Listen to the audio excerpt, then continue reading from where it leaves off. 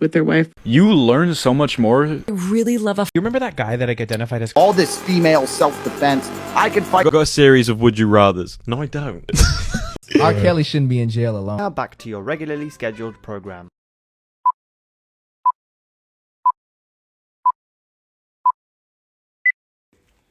Today we're talking about defining moments. That we are. So let me ask you a question. What do you think in everybody's story? Now, everyone obviously is going to have different defining moments, but what do you think are some common points for everybody when it comes to defining moments? Like defining moments meaning moments that make someone who they are, changing points for people. Like, okay, this was the point where I knew what I wanted to do. This is the point where, what I'm saying, I started to become myself, started to define myself. What is some common ground for defining moments in people do you think that you would observe? I think when they make someone that they care about cry. And they see that for the first time. Or they Was that a really defining take moment that for in. you? It was. Okay. And when they take that in and really digest that, it's just like, dang, like, I gotta get myself together. You think most people, like, how many people do you think care about that type stuff? You would imagine most? A lot. Okay. Because everybody can walk around and act like they're hard and, oh, I'm good, I'm heartless. Like a lot of people like to say, but that's not always the case. I ain't got no heart, bro. That's just all they know. You don't know nothing else. I tried to show 'em. But yeah, I think a lot of people care about that. Making people cry. What happened with you? Who'd you make cry that Being movie? like, That was the defining moment y'all with you. on my business.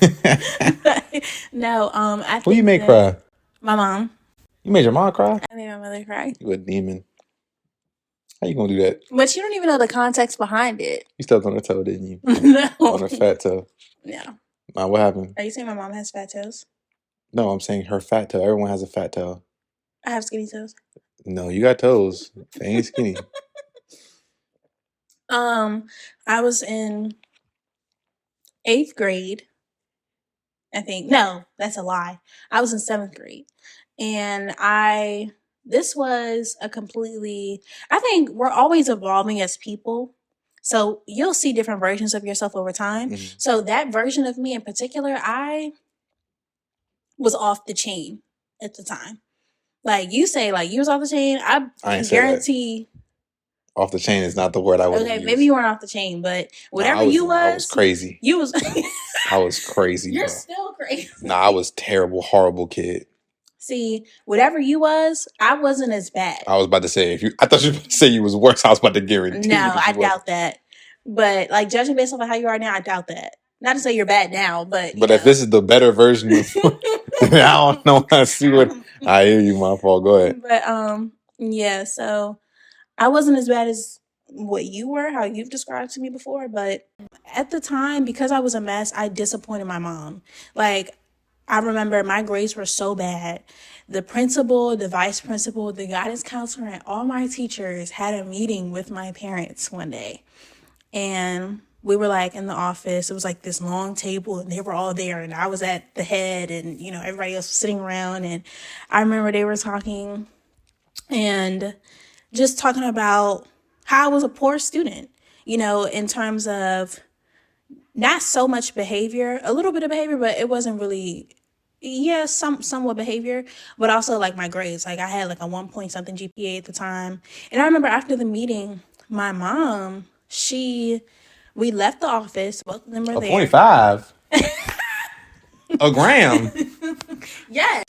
And I just remember her crying and she was like, "You're so much better than this." And I don't know. I think that she's just like, "You're so much better than this. You have everything you could possibly need. You have a roof over your head, clothes on your back, all this other stuff. And, you're just basically wasting this opportunity. And I don't want you to be, focused on all the wrong things and stuff." I think I was heavily distracted at the time, but in terms of like my social life. But she just broke down crying outside of the office. She was crying because of how bad you was doing? Yeah, and I think she was embarrassed and I think she was disappointed at the same time. So I remember I started crying too, because she started crying. And From that, I wouldn't say from that day forward. I finished out the school year bad because this was like late in the school year and it was already like mid fourth quarter. So report cards came out, didn't do good, cool. And I was on the verge of being kicked out of the school because of my GPA. So, but the principal, she wanted to give me another opportunity to be able to get my grades up. So they let me stay in the school, and next school year came and I think I had a 4.0. It was a motivating moment for me to see my mom cry because that really hurt me. And that's when I realized that it was bad and I needed to stop playing games. So it was like a switch just clicked on, and I stopped talking to people that I typically would talk to. I kind of isolated myself a little bit, and I just kind of went into this cave, and I didn't come out until I was done doing what I felt needed to be done. Because I realized that I was now hurting more than just myself. I was hurting other people that I cared about. And I didn't like that. So, yeah. That's deep, gang. At one point, something is insane. And then to go from that to a 4.0 is even more insane because he was really cutting up. And you think, like, that's a pivotal moment in most people's case, too. Like, when they feel like that what they're doing hurts somebody that they love and it causes them to have some type of shift in their life, too. Yeah, I agree. I think so. You heard anybody else that had a similar story? Yeah, my mom, she had a friend who had a really bad drinking problem. But then once she heard that, I think she heard her kids say, "Mom, please stop. We don't want you to die." And from then forward, she checked herself into rehab. And she didn't pick up another drink since. So, That's valedictorian. yeah. That's valid. We're not going to talk about how ugly that was. We're not going that's to cool. talk about how ugly that That's was. cool. That's cool. Okay. So any other like, things that you think are defining moments for people? Is heartbreak. When people Okay. experience heartbreak, I think that can change a person a lot. Because I've noticed that a lot of times when people are in relationships with somebody, they tend to build themselves up and mold themselves into a version that they feel pleases that particular partner. Something like, okay, I know that my girlfriend or my boyfriend likes, red hair, so I'm about to dye my hair red. And then they build their whole identity. Right. They around build their that. identity around this person. I feel like my girlfriend or my boyfriend likes studious people, or I've sensed that, or I've noticed that. So I'm going to be more studious. I'm going to be more into this, more into that. If And that then ain't you, but then it's like when the heartbreak happens, it's like there's this resentment that builds within them internally to where now they want to be the exact opposite. Like, my partner hated drinking, so now I'm going to drink more. Like during a relationship, I didn't drink. But now that the relationship's over, I'm going to go out and I'm going to have me a drink. Because it's like this internal rebellion that they feel against this person. So I think that heartbreak molds a person because you kind of tend to become the opposite. Or you start to look for the opposite in new partners now. You're like, I don't want someone who is a workaholic. I want someone who is like really chill and artsy and stuff like that because it feels like an escape from something that they once knew for so long. And it's like this internal rebellion that's going on. So I think heartbreak is a real defining moment for people. I think this is actually fire because both of those things I feel like could be. I think I have defining moments in both of those categories. I think you might be spot on. Then I think you might be spot. Anything else? I want to hear yours. My what? Defining moments. What was a defining moment for you? Or what do you From think the- is a defining moment for people in general? Like a general defining moment. Defining moments? Hate. Mm. When somebody hates something, they either become it or become the exact opposite. And both I feel like are usually too much because it's like when you hate something, hate is an extreme. Mm. And people won't like say that hate is the opposite of love, but I wouldn't even say that because love isn't really an extreme. Mm. Cause love, like if you hate somebody, bro, like you're not trying to deal with them, you're not trying to work with them, like it's nothing. You could love somebody and still beat them up. Like you could love somebody and do right by them, and you could love somebody and still do wrong by them. If you hate somebody, you're not gonna do right by them. Mm. Because hate, disliking and hate are two different things. But hate is an extreme that causes extremes. So when there's something that's going on in an environment or someone is doing something, you either like you hate that thing, so you don't want to become anything like that. So you end up like, you know what I'm saying, being the other extreme. But any extreme is an extreme. You want to have balance. Or you hate it and then you don't notice that you become it, resenting it. And I think that in a lot of people that starts with their parents. That's like your parents are your like examples or like your role models or like your first time, like the rest of the world gets viewed from how you view your parents. Your parents is the first thing you see. So, you know what I'm saying? I always say, like, for me, my mom is my first love. So my like foundation or like my example for how I'm to be in relationships starts with my mother. She was my first female relationship, right? So it's like from there on, it's like how I'm gonna treat. So that's why they always say, like, mama's boys are usually good in relationships, stuff like that. Yeah. So, and I also think that I observed that people usually pick their partner based on their parents. Like for guys, it's usually like your mom. I don't know how it is for girls, but for guys, it's like usually someone that reminds you of your mom, whether it's looks or personality or whatever the case may be. But yeah, that'd be the case. So it's just like, it starts with your parents and whether it's positive or negative. So if your parents are like a certain way, you really don't like that, and it like or it caused you trauma or something like that, that's gonna have a super heavy effect on you moving forward. Whether it's PTSD in the sense of like you get triggers from other people, or if you become like them or don't become like them, like I said, because you hate it. And it's also the worst the other way around. Like your positive attributes usually come from your parents too. But I think like that's just kind of shaping you as a person. But when it comes to defining moments, when you come across something that you hate, because that's not like that's rare. When you come across something that you absolutely hate, I'm not talking about the pet peeve. I'm like you really hate something or someone, that becomes a defining moment for you because now everything that you're becoming working around that thing or that person. You're looking to avoid it, which causes you to notice it more. You know what I'm saying? So let's say you hated like, now this is a small thing, but let's say you hated smacking. Okay. Let's say you have so many examples of traumatic experiences from like one time, and then the rest of your days is just like, I hate corn. like, bro, she really hates corn. You have built an identity around a thing you hate now because you hate corn, and you will go out of your way to not have corn. If corn is in something, you don't want it. And corn tastes good. You don't even know how corn tastes anymore. You haven't had corn. Oh, I know. No, you haven't had corn since when did that thing happen? I was in second grade. Bruh. How old are you? 21, guys. You were like 8 or 7 or something, and you had a terrible experience with corn. Do you think that trauma has a timer on it? Because it doesn't. Because I could have experienced something that was a lot more traumatic at that time and still not be over it. That's true. And I'm not saying you have to be over corn. I mean, that's not what I'm saying. That's not what I'm saying. You can get past. But I'm saying, the point is, like now you have this whole identity that's based around a thing that you hate. You can't move past it, and it's taking from you. You know what I'm saying? And I think that's defining for people. So I want to ask you something. Is there a defining moment that you've experienced with your parents that you feel has shaped Yes. you? Yes. In particular, your dad. In particular, my dad. Yeah. Why are you pinpointing my Because I'm dad? going to talk about my dad. Hey, go ahead, talk about your dad, bro. You want to talk about your dad? Go ahead. No, I'm going to talk about your dad. Well, what if my traumatic experience, or what if my experience with my mom? Let's talk about your mom. Let's talk about your childhood. What was the question? Do I have a defining moment with my parents? Yes. Everyone has a defining moment with their parents. Okay, But what do you think is a universal one that you yourself have experienced? I remember my mom, bro, she hates when I talk about her.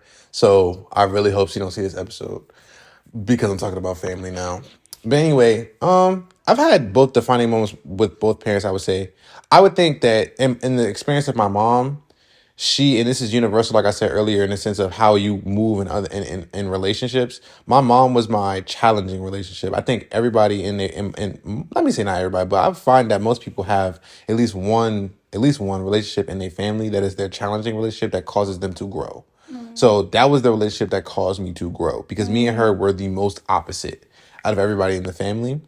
And I'm not an emotional person. She's a very emotional person. She's like a spiritual person. I'm like a logical person. So it was just situations that would always cause me to need to like learn how to be more sensitive and cater to people's emotions.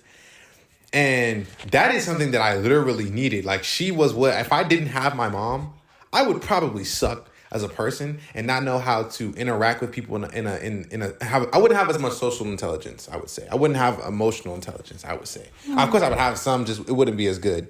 It taught me to like how to move inside of relationships too. Like, I would just be insensitive. I would just be like, it was a positive. It was the situation in the moment, I didn't like it. Like, it sucked. It made me uncomfortable, and I had no problem with being uncomfortable, but this is probably back when I didn't like really have that in my mind. I just didn't want to be uncomfortable back then. Mm-hmm. So, but it was it's a positive thing. It ended up helping me in the long run. Mm-hmm.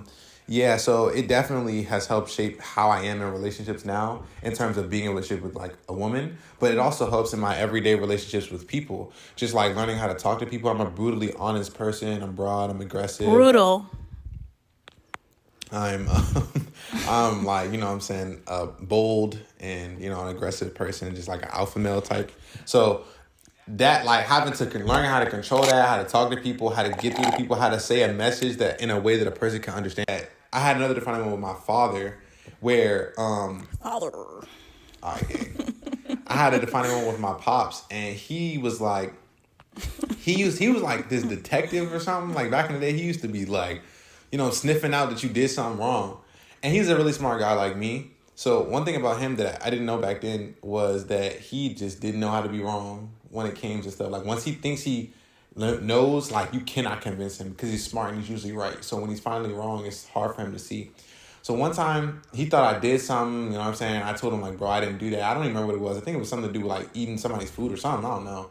But I was like, bro, I didn't do that. Now, this is something that I probably most of the time would have done. And usually it would have been me. But he didn't believe me. So he beat me. That jump hurt. Beat me good too. I was crying, bro. I was mad. So I was crying and everything. And I was like, bro, I really ain't do it. Like, I was blown.